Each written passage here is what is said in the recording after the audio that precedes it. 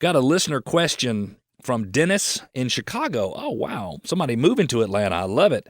Says, I'm buying a home in Decatur and wonder if I should have it tested for radon. And I think the answer, Dennis, is yes. If I were buying a home in the Atlanta area, I would have it tested for radon. And you say, well, why? Well, there are three different zones for radon in the U.S. There's Zone 1, and those are counties that have a predicted average indoor radon screening level of greater than 4.0 picocuries, which is how you measure radon per liter, and those are red zones.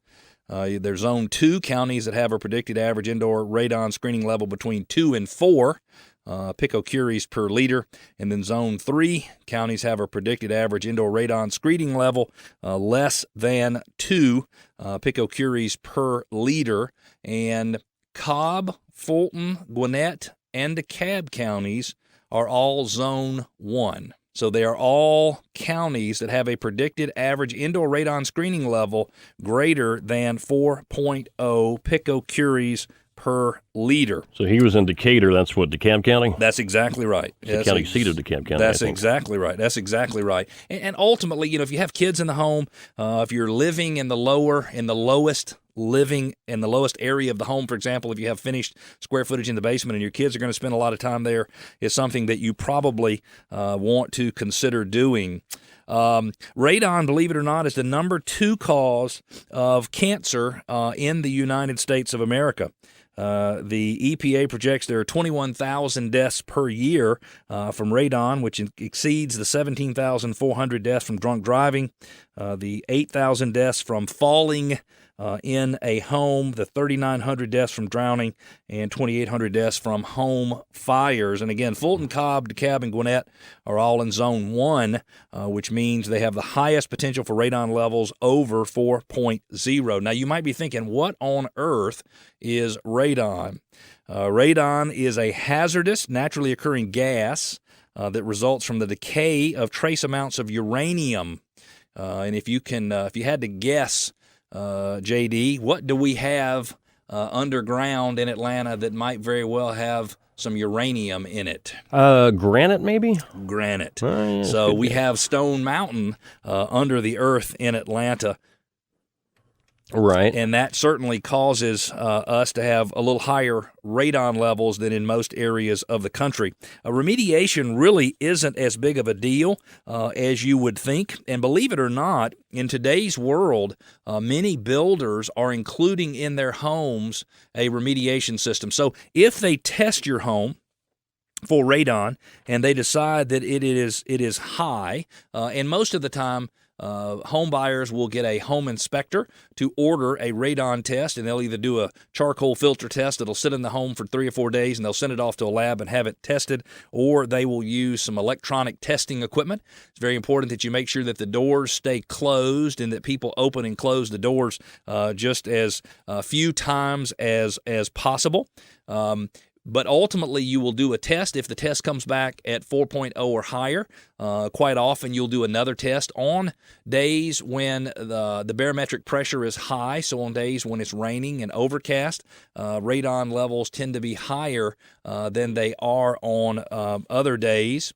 And so what happens is if you find, for example, that you have a home that has higher radon levels, sometimes people say, well, I don't want to buy that home under any circumstances.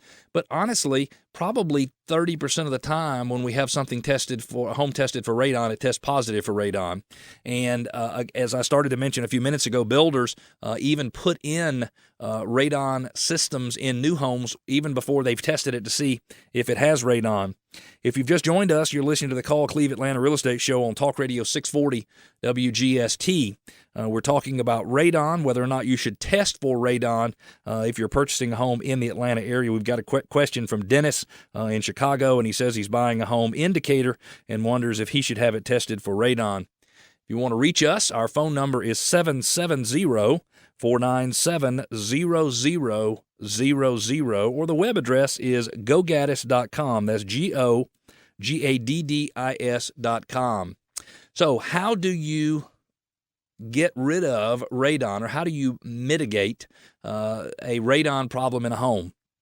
Well, let's just use a home that is on a basement as an example.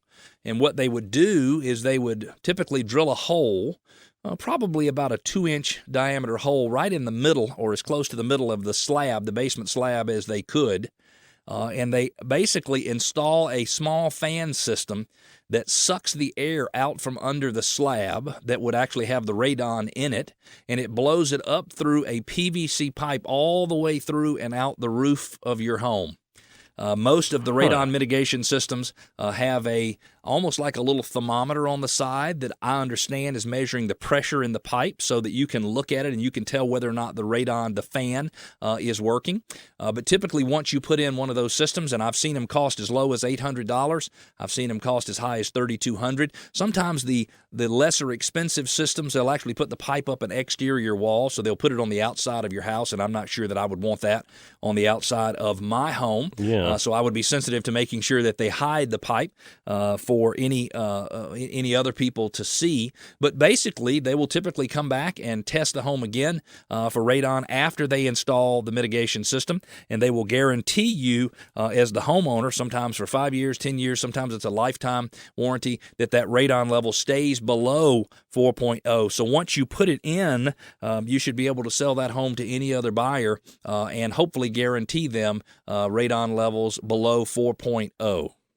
You got questions on that, JD? You were looking at me like, my gosh, I didn't even know about any of this No, stuff. that was pretty much it. Is that I didn't know that was of such concern, and in the stats you gave that how deadly radon is, I had no idea. Certainly can be. I mean, and look, let's be honest. I'm not trying to diminish 21,000 deaths a year, but there are 330 million people in the United States of America, so it's a very small percentage. But it's something that we really need to worry about. When our kids were all young and spent a lot of time in the basement, I would have my house tested every few years. Never had elevated radon levels, but I would always have it tested. Really? Just a couple quick things, couple myths, if you will. One of the myths is scientists aren't sure radon is really a problem.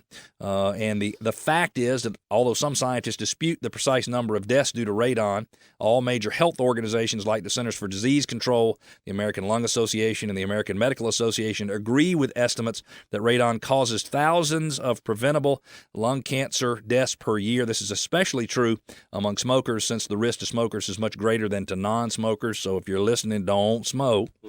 Another myth, homes with radon problems can't be fixed. And the fact is there are simple solutions to radon problems in homes. Hundreds of thousands of homeowners have already fixed radon problems in their home, and most homes can be fixed for about the same cost as other common home repairs. Check with certainly one or more qualified mitigators if you plan to put a mitigation system in your home. And if you need help identifying a good radon mitigation company, 770-497-0000 is the number.